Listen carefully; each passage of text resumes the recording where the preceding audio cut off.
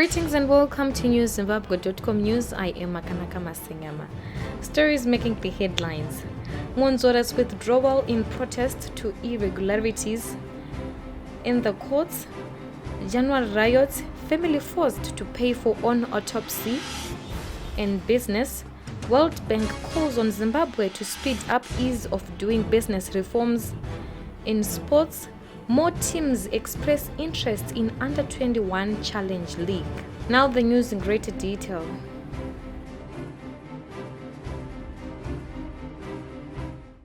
MDC Secretary General Douglas Mwonzora has spoken out on his weekend decision to pull out of the opposition party's presidential race.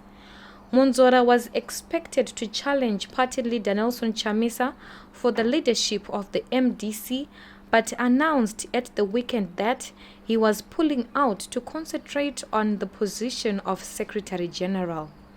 The Manicaland senator immediately threw his weight behind Chamisa.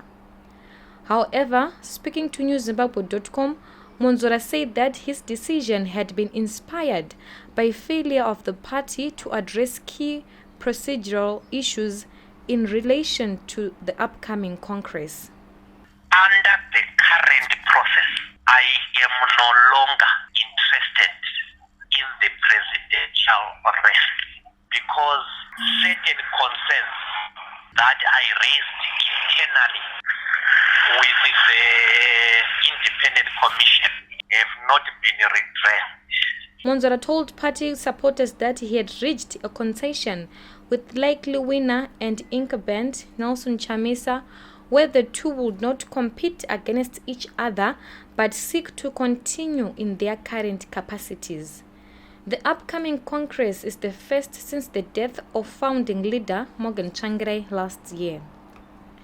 Pressure group Tajamuka Sesi Jikile has called on the government to issue a blanket amnesty on at least 60 of its members currently in exile over allegations they planned and executed the violent demonstrations that rocked the country in January this year. The protest led to the death of at least 17 people after government deployed the military to quell the disturbances. Tajamuka organizing secretary Tinei Munetsi on Monday told a press conference in Harare that although they have been urging their members to return to the country, they are still worried about their security as government was proving unrepentant.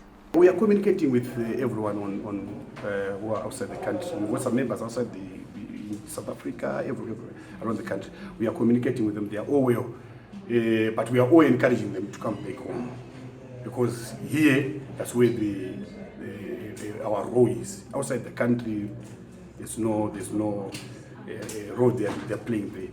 They are all well, and we are also making an appeal to the government to stop all those harassments, to stop all those detainees and all those. You know, it's not good to silence your own people. You need to hear what they're thinking. So by charging them, making some charges and all those things, you are more silencing them. So you become a very bad government. You should listen so that you are able to act or yeah. This year's Easter and Independence holidays kicked off on a bloody note, with close to 15 people having reportedly lost their lives in two separate accidents. In Manicaland, police confirmed 4 people were killed in Honda Valley, while in Mashonaland East, reports claimed 10 Mugodi Apostolic Church pilgrims died after a lorry plunged into members at a church service in Wedza. In the courts, the High Court last week granted a Harare family an order allowing it to engage an independent pathologist in a bid to find closure following the mysterious death of a relative.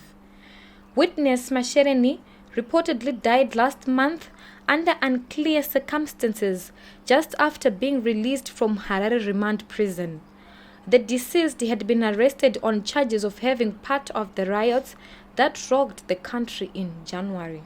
In a statement released on Monday, a human rights body The Zimbabwe Lawyers for Human Rights reported that Masherene's family lawyers successfully petitioned the High Court and was granted permission to conduct the autopsy to ascertain the cause of his death. In business, a global multilateral lender, the World Bank, has called on President Mnangagwa's government to hasten economic reforms. World Bank technical expert Svitlana Baugadinova said if the reforms are expedited, this could help in attracting foreign direct investment. Baugadinova told NewZimbabwe.com Business on Monday that while the willingness is apparent, the pace has been painstakingly slow.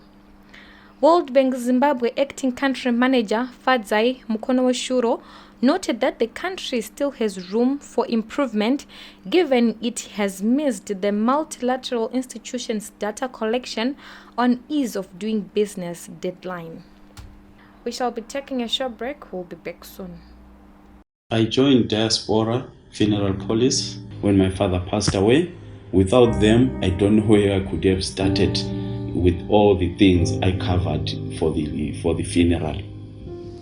For me, to be honest, Diaspora Cash Plan, it was very easy, good transaction. It was only a matter of a phone call. Then they said they would do everything the rest. To be honest, by end of the day, I got the settlement.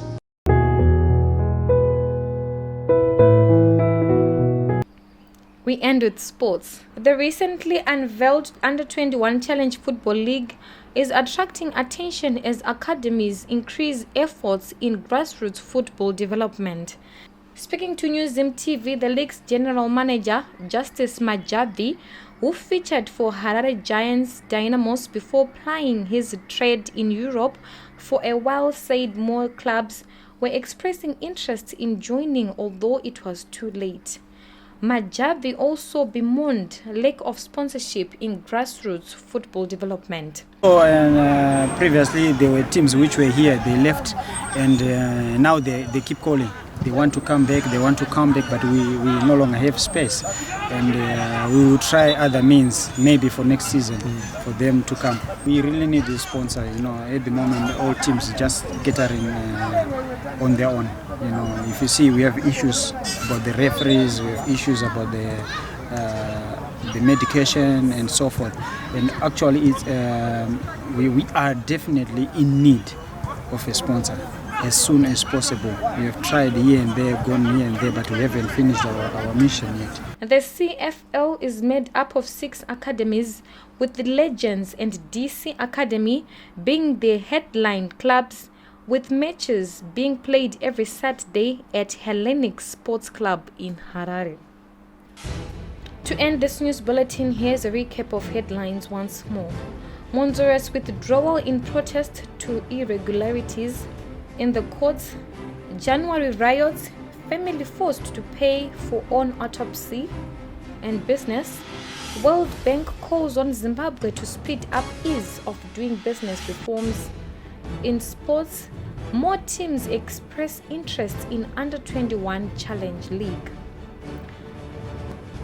Reporting for NewZimbabwe.com, I am Makanaka Masenyama. For this and more stories, do visit our website www.newzimbabwe.com and our YouTube channel Newzim TV.